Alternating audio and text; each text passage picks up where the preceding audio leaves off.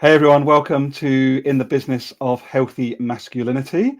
We are into our next episode and I am freaking excited to introduce you to one of my favorite humans. Helen and I have been on quite a journey ourselves over the last decade or so.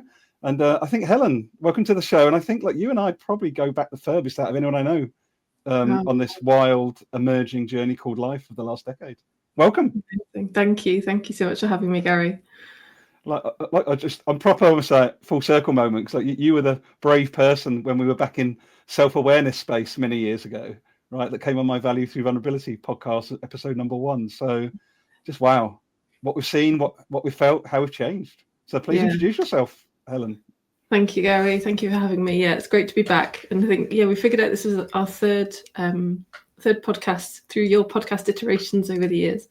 Our third time coming together, which is beautiful for me as well. My favorite, number 3.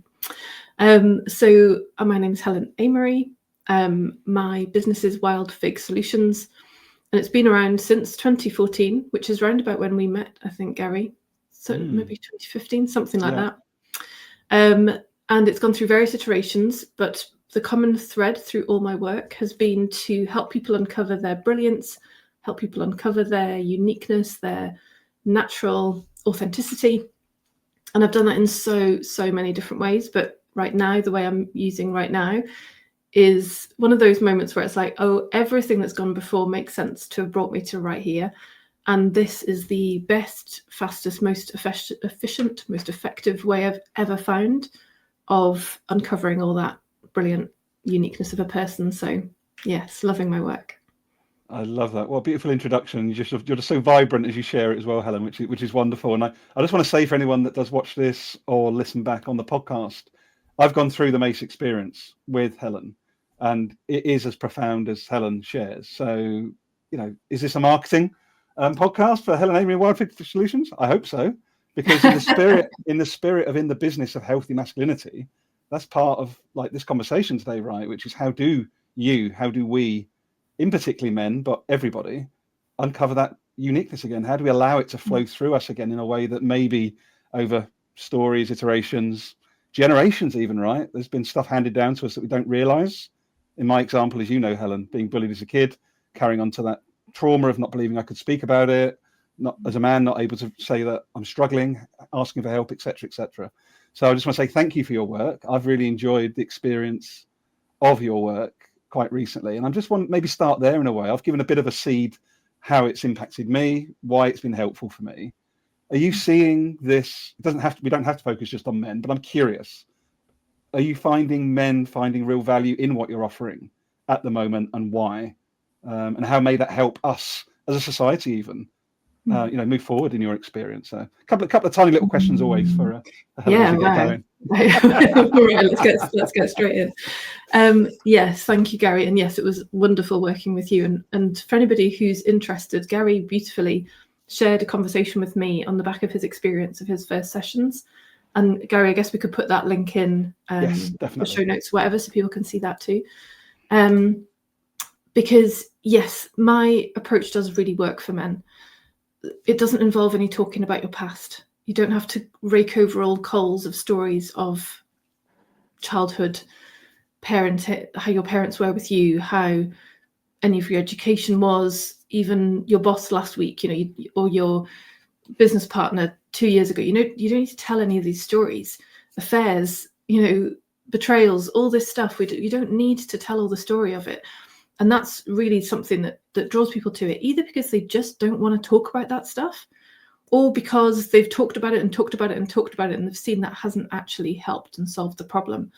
So yes, it really works for men because broadly, not completely, of course, but broadly, men aren't in love with the whole, let's talk about all my problems.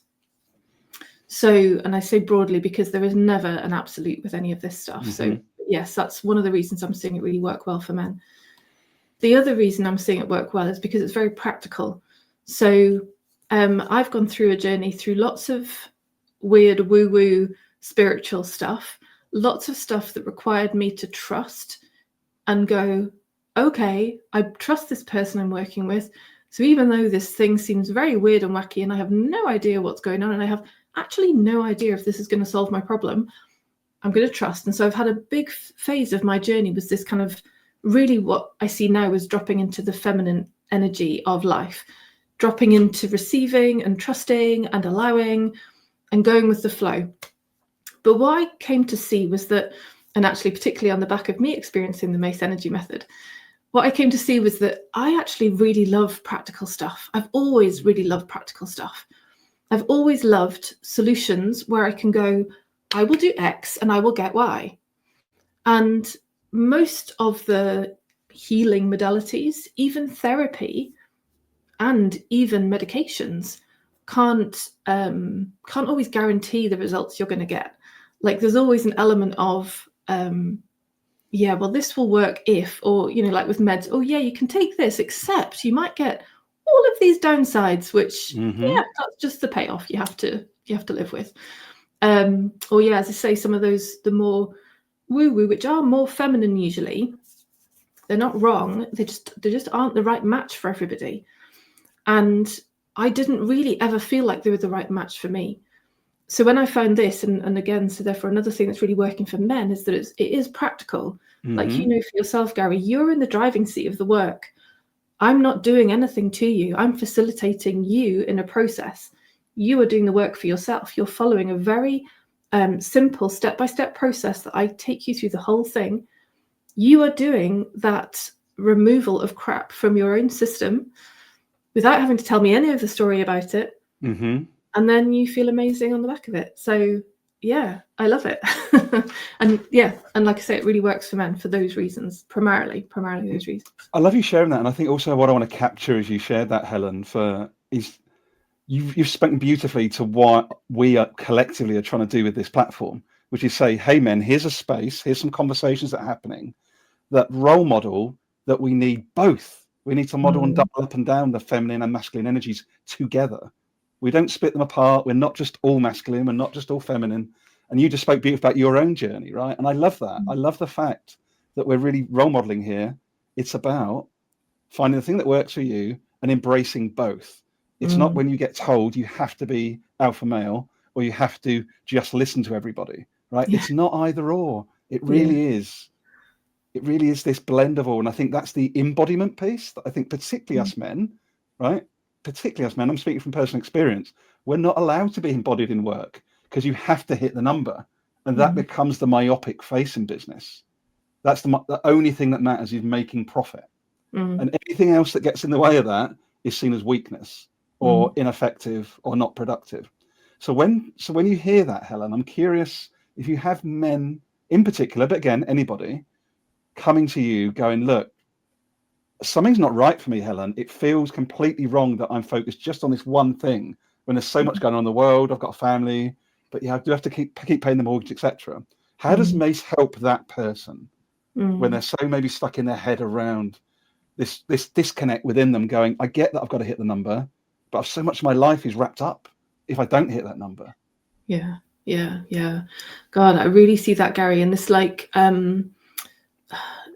so masculine energy, and therefore primarily men, like you say, everybody's got masculine and feminine energy, but most men have primary masculine. I have primary masculine energy, in fact, as a woman, but most men have primary masculine energy, and the desire is to help. The desire is to do and to take responsibility and to make a difference. And that's a beautiful thing. But because it's gotten so lost in amongst the negativity that we unknowingly created for ourselves, that's what brings all the weight with it. That's what brings all the, like, rather than responsibility being a gift and an amazing opportunity, it feels like the weight of the world. It feels like I'm trapped. I have to keep doing that thing and hitting that number and achieving that result and growing that business, whatever the thing is that man's doing, or else, you know, what will that mean for my partner or my wife or my husband? What will that mean for my children? What will that mean for this house? That, you know, we follow the story of life and say, oh, we're meant to get more money, and in getting more money, therefore we're meant to get a bigger house and more cars and more holidays and more responsibilities. But then that all just amplifies how weighty it all feels. That increases the feeling of trappedness. And it is only the feeling of trappedness. So we can imagine that, oh, well, I feel like this because of the job, because of having to hit those numbers. I feel like this because I've got this big responsibility of a house now and blah, blah, blah. But no, it's that the feeling is in us. And so because my work is all about how you feel. That's what we're always, and it was a surprise to me how disconnected I was with my feelings when I first came to it, given all the work I had done prior to that. It's like, wow, I am so not connected to how I feel. And it took my practitioner a lot of like questioning, but Helen, how do you feel? Stop telling me how you think. Tell me how you feel. And it was like, wow, I really have lost touch with that. So in the work, because of what we remove, it removes the negative feelings, it removes the reactivity, it removes the repression, the emotional repression that we are innocently doing because feelings look too dangerous when we're little.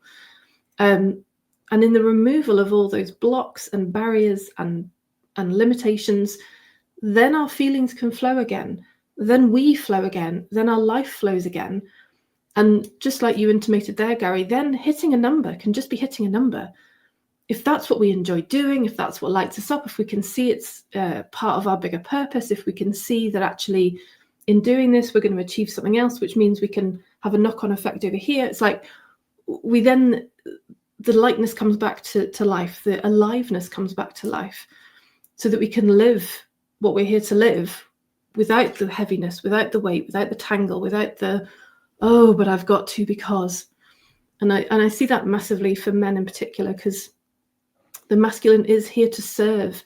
The feminine is the spark of inspiration. It's the moment when that new idea drops in, when that new passion comes to life, when that, there's like I could do this, I could create this. Then the masculine is in service to that. It is delivering on that desire. It's delivering on that purpose. And that's an amazing use of that healthy masculine energy to turn a passion and a purpose into reality in the world. And it's all meant to feel good. It's all meant to feel light and alive and fun and enjoyable and fulfilling and satisfying. So yes, it really helps with men in that kind of context. It's so interesting because you and I have had quite some discussions as you've come into the work, I've gone through it with you. You know, we've often on the back channels, we've always had great conversations around how I see the world. You know, even I go big system, right? You know, what's going on in the world, you know, stuff happening in the Middle East, you know, politics, etc. But remembering, and I've struggled, you know that, because the sessions I've had with you, right? I've struggled myself with the whole, there is so much happening in the world, Helen. These are very real pressures. There is stuff happening that is awful. And then remembering that the best I can do as Gary, as a man, is to allow myself the biggest expansive space in my mind, heart, soul experience of life, because through that, I've got the best possible chance to influence people positively within the places I can influence. And that's where I got to as part of the work with you, right? It was instead of for God's sake, why is there another bloody genocide? Why have we not learned through history? Why all these people are doing this, all the people are doing that? And there's very real frustration, anger, and rightly so in my experience of life. But that doesn't change anything. And that's the really hard thing, I think, particularly for us men, is you've got the end game, you can see the thing that's wrong. We need to fix that. Again, be the fixer. But knowing we've got no chance of fixing something as big as that on a sort of systemic basis on our own. And I think that's why your work's so important for me, because the more people that get the experience of doing the work with you, imagine the network effect of that expanded capacity and what's possible through that. If you've got 10,000 men, women, however, whatever you identify as, right, with that spaciousness, what's possible through that, rather than this locked in, tiny, sort of almost crunched ball version of our spaciousness versus absolute spaciousness. So sorry, I just love the work. That's why it's so important to me.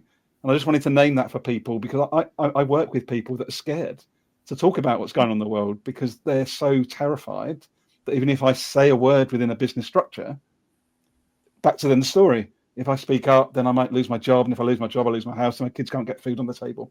So there's so many layers to this. But the root cause is, like as you say, is these, maybe you can talk a bit about these negative identities and what that actually means. for people. Because one of mine, just to bring this to life for the listener or watcher, remember the colleague when you had to help clear a negative identity I had with a work colleague, right? That work colleague wasn't doing anything to me, but the stories and the narratives and the frustration I had around that particular colleague. But it took me, how long? It probably took 10 minutes of you and your process to actually get that cleared within me. But I've not actually had that issue since. And that guy, by the way, I just hugged him last Tuesday as he went off to the Middle East for a business assignment. The same guy that 3 months ago I was telling you is literally the bane of my life. Yeah, amazing. So yeah, I just wanted to throw that back to you as a sort of a prompt, really. Yeah, it's lovely to have that update, because I think we'd connected fairly soon after that session, but lovely to hear that 3 months later thing, because this is the thing, the work is permanent. Whatever we delete out the system, it's gone. It doesn't come back, because we deal with it at such a root cause level. So yes, gosh, so much I could say to that. I hear the question around negative identities. I just want to wave a little flag for your favourite Buckminster Fuller quote about, I'm going to paraphrase it, but old paradigms don't have to die for new ones to be birthed. It's that thing of, and really for me, my passion and what I see in you now is creating new rather than battling the old. It's like, yes, I see the old and I want better. I want different. I want more expansiveness. I want a better world, a better future. So where are the channels where we can create that effortlessly and easily now? And some of that might be still in connection with the old world, but actually new ones can be born without us having to actively do anything with the old. And ultimately then the new amplifies, the more attention's given to that, and the old can just quietly disappear. And that happens on an individual level. With this work, it happens on an individual level, and it then filters into the macro as well. And that's where I love the combination of the two of us, because my interest is in the individual. My interest is getting every individual back in that feeling of who they really are, back in that aliveness, back in that energy and capability. And I love that you've got that macro systemic lens, that looking at the whole picture, the whole world. It's very cool, because both, as you said before about masculine and feminine, both, all of this is important. All of this is valuable. So negative identities, if we think about it starting out from positive identities, so I think everybody would understand if they've got a positive identity around their job, I'm a capable leader, or I'm a capable business development person, or I'm a capable entrepreneur. It's like there's a positive identity there. You've learned some stuff, you've achieved some stuff, you've gathered some experience, and you've got a positive identity. Because notice how you'll perhaps be one way in work, and then you'll be perhaps a different way with your loved one or loved ones. So you've got a different positive identity with the ones you love, where you perhaps are softer, perhaps more able to listen, given what you've just been saying about how it can be in work sometimes. You tend to kind of go, yes, I've got this under control in work.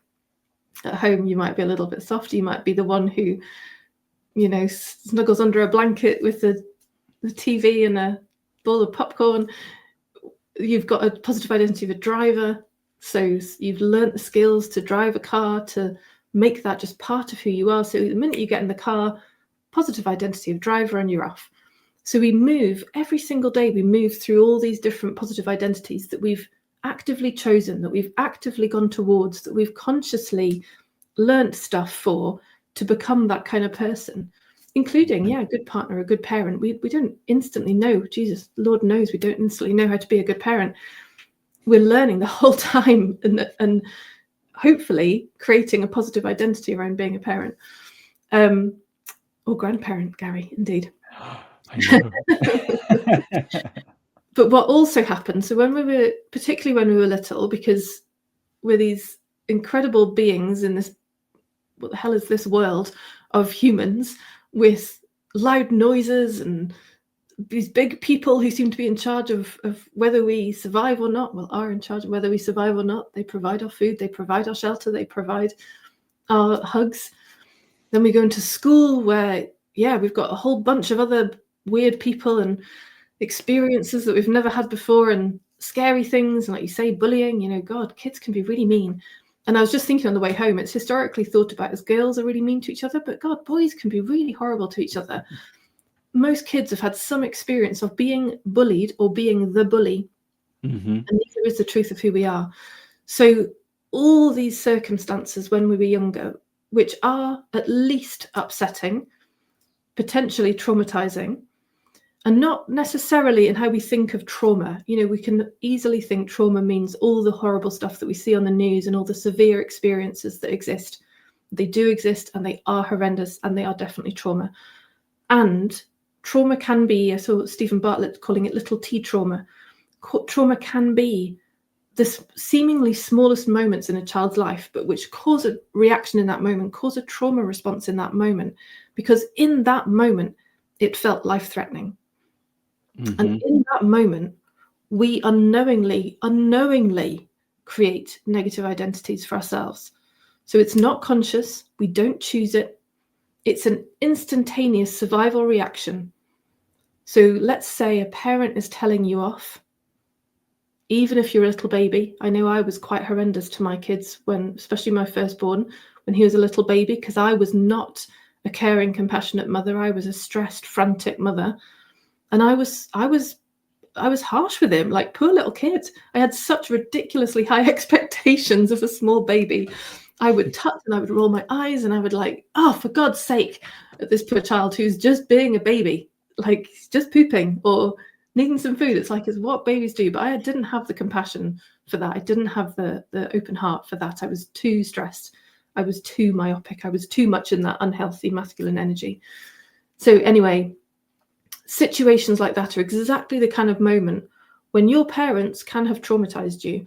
And in that moment of upset, when that parent shouted at you or told you off or upset you in some way, you first of all resisted a feeling that you didn't like.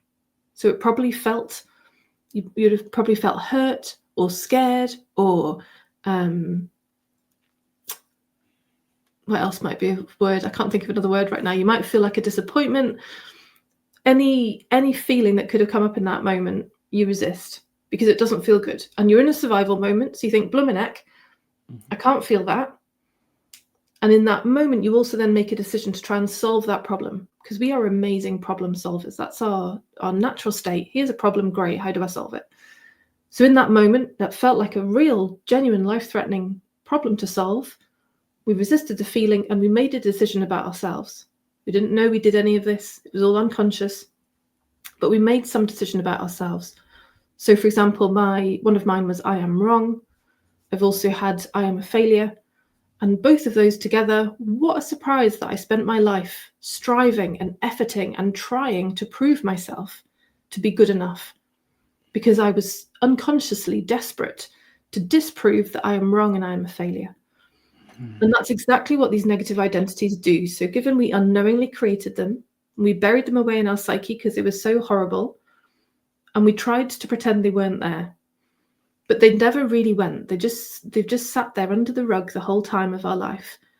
And so through our life, we then layered on strategies and activities to try and compensate for that negative identity, to try and cover over that deep feeling of wrongness that we felt quietly all our lives, for so long, in fact, that we don't even know there's anything other that we can feel. It's become so much a part of our experience. We've mistakenly thought that's who we are, but it's really not. It is one of these identities, these negative identities that we unknowingly created as a child during these moments of upset. And then, as I say, then we built on all these strategies and all these ways and all these ways of trying to be in life, to try and prove that I am good, I am capable, I am enough. But all the while with this little voice in the background going, but oh shit, oh shit, oh shit. What if I'm not? What if I'm not? What if somebody does find out that I am actually wrong? Like, not just I got something wrong. What if they discover I am actually wrong as a person? Mm-hmm. And in my experience, every single human being on the planet is walking around with this shit in their system. It does not belong there. It is not who you are. And until I came across this work, nobody and nothing had ever got to that root of that was driving my behavior. And only now am I able to truly embody the truth that I am a good person. I am doing my best. It doesn't mean I'm perfect. This work doesn't make you some perfect, weird human being who nails it all every single time. It actually makes you a human being. It brings you back into actually being human and being in the flow of life and trying stuff and getting it wrong and learning from that and trying again. And as you said, Gary, bringing others into that experience and collaborating, and then everything opens up again. Everyone's going to get bored of me saying my head's buzzing like crazy when I have my guests on, but it's just the truth, Helen, because I felt freedom. As you just explained that, particularly those last few sentences, and I know it for myself, although I have my ups and downs, hell, I had it even last week, I've had my ups and downs. But the ability to self-regulate and remember that spaciousness is so much easier and quicker after going through this experience with you of the Mace Method. And I've had coaching myself, as you know. I've had lots of coaching, and again, different modalities work for different outcomes, right? It was great to have a coach to help me get to the point I wanted to get to. But if you're looking for root cause change within your psyche from the inside out, I haven't found anything either, honestly, in my life that works as cleanly, as quickly, and without the need to re-traumatize yourself as what you're doing with the Mace Method. And I'm saying that with absolute sincerity to anybody listening, because the reason I'm so keen to get you on is because, you know, I love you anyway as a human being, but the world needs, like, this isn't, I really say this, like, when we're talking about healthy masculinity here, right? I'm surrounded by, in workplaces, in the world, by men who are terrified because they don't know something like this exists for them. And we're seeing what's even worse, terrifyingly, is we're now seeing, I'm not with these young people. I've got to speak to my son about this. But like this whole incel culture, this red pill culture, like there's some very, very, very unsavory, scary things happening for the next generation of young men. Really scary things, like systemically.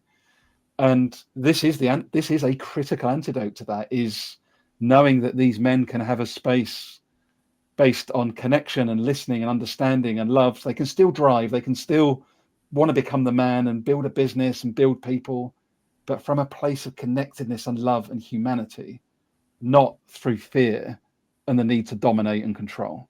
And that's why I see the work, honestly, Helen, what you're doing, and thank you for it, is so critically important. And again, we're weaving between the sort of macro and the sort of personal, but it's really important. Like, we're at a really critical moment in our evolution, even, I would say, within businesses and outside, that if we don't adopt something like this, right, I'm concerned, honestly, around the reinforcement of those, almost like it feels like a kind of bit of a crazy thing to say. It's almost like a nuclear bomb of negative identity that's happening. Like there's just this weird coming together of fear and domination at the moment, which just doesn't need to be that way. Absolutely. So again, so much I can say, Gary. I want to hook right back to the very start of that, where you're saying you also haven't found anything that works as effectively as this, and you were speaking there about that self-regulation piece getting so much easier. Yes. And this is the thing, it's like these negative identities act like an anchor, and so that's why I have such a passion for more people accessing this work first. So historically, it's been around for like 25 years. Historically, it's been used for people or by people in traditional mental health situations. You know, they're in the depths of anxiety, depression, PTSD, OCD, all that kind of stuff, addictions. And it's been much more in the therapeutic space, oh my God, I've got a real mental health problem, please help me. And it's absolutely available for that. But what I'm really passionate about is people now accessing this proactively in a, come to this first, please come to this first, because it could save you a hell of a lot of time and money. As I've said a number of times, I've spent 10 years and 70 grand trying to deal with this stuff in me. And I don't regret that, because that's all been perfect. I have an amazing understanding of the full landscape of the kind of stuff that's available on the market. But with that understanding, I now see, come to this first. Because otherwise, every time you go on a retreat, every time you do some breath work, every time you do an ice bath, every time you read a self-help book, every time you work with a coach, every single time, your negative identities are going to suck you back into their story. They're going to suck you back into the same old damn narrative and the same old damn patterns. So if you're trying to break procrastination, if you're trying to stop living a chaotic life, if you're trying to be more open and more healthy, masculine, and more of a listener, like you had with Colin talking about, unless you deal with these negative identities, they are going to keep anchoring you back, because as far as your system is concerned, they are your survival. Now, they're not. They are your downfall, absolutely 100%.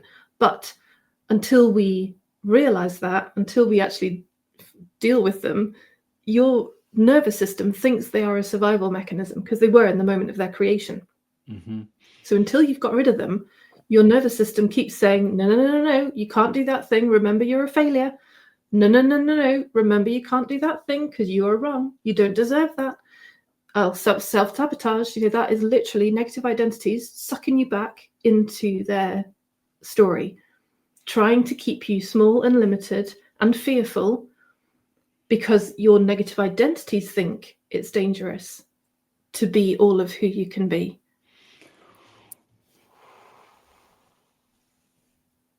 Wow. Wow. That's, I get another reaction on that one, Helen, because just the invitation is so clear and clean and crisp, isn't it? And I think that's also what's beautiful I've witnessed in you and your work over the years as well, right? It's just that clarity that you now have, and you've got the evidence, right? As we start to wrap up, can you please, obviously I've been sharing the website wildfigsolutions.co.uk, but you've got a load of testimonials, right, where, including one you did with me and a lot of other people. Where can people find those, so that if they want to go and research a bit more? Yeah, for sure. So they're on YouTube.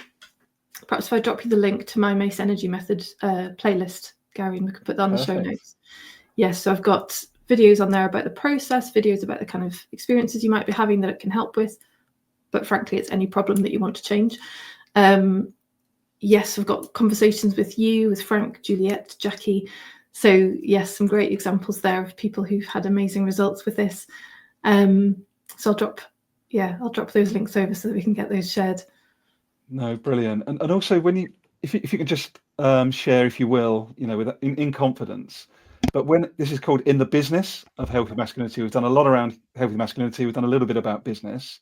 Can you just give us a bit of flavour before we head off today around the sort of clients that you work with that do work in the business space? Maybe they own a business, maybe they're a leader within a business, and maybe just a couple of examples of where they were and where they are after the process, just to give a bit of colour and flavour as we disappear today. Yeah, for sure. Thank you, Gary. And you've summed it up beautifully there in terms of that's the two core people I work with. They're either entrepreneurs in their own right, leading businesses, creating businesses, and doing great things in the world in that respect, or they are leaders within organizations, so within the corporate space. And the challenges can be quite different. The source is obviously the same, but from an entrepreneurial perspective, for example, I had a client who he already knew he had something in him that was saying, I'm not worthy. Now, I just want to really fly the flag and say, you do not need to have any kind of insight into your psyche. You don't need to have any understanding of your deeper fears or beliefs. All you need to know is there's something you don't like and you want it to change. Now, this client did actually know he had this belief of I am not worthy. And he thought it was just a belief, as I did with some of mine. As I said before, they're not just beliefs, they are actually whole identities we've created for ourselves.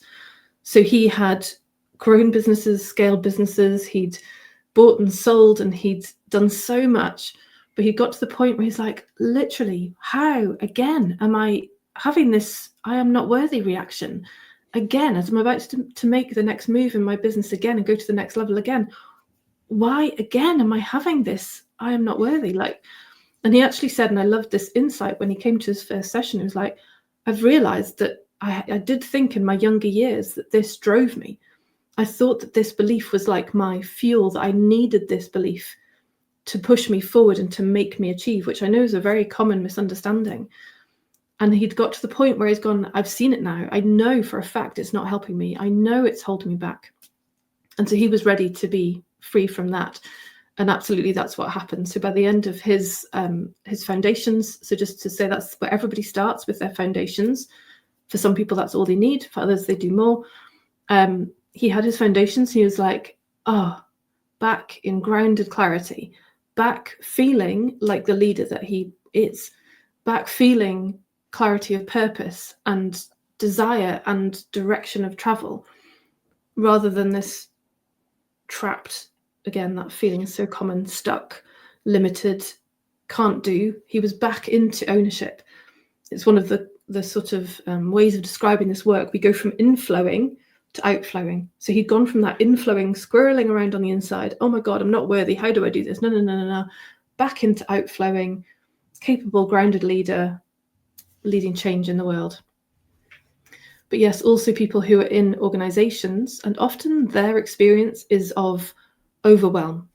There's so much volume, so much fear going on in organizations. It's, to me, the vast majority of people in corporates are living in the feeling of these negative identities, covered over with capable identities, which is like I was when I was in corporate. I was still living with those negative ones, but I was so masked up with, no, I'm capable, I've got it, I've done this and I've done that, and look at me, I've totally got it all under control. But then at some point the cracks will show, because when it is a facade, when it is a mask, the cracks will open up, and the longer you leave it, the bigger the cracks get, the worse the downfall is. Again, why I advocate for proactive on this, not waiting till everything goes to shit. So I mean, you're welcome to. Some people will, and that's just how it goes. You know, I'm not sure we're entirely in control of when we choose to take action, but my preference is that you come to this sooner rather than later. So people who are in that space, back-to-back meetings, constant stuff to do, and people throwing things at you, and I need this turned around in 30 minutes, and it's just relentless. But cycling all the way back to what we said at the very start, it's not really about what you're doing, it's how you're feeling. And so when these people have then, these leaders have then deleted out these negative identities, they're back feeling in charge of their life.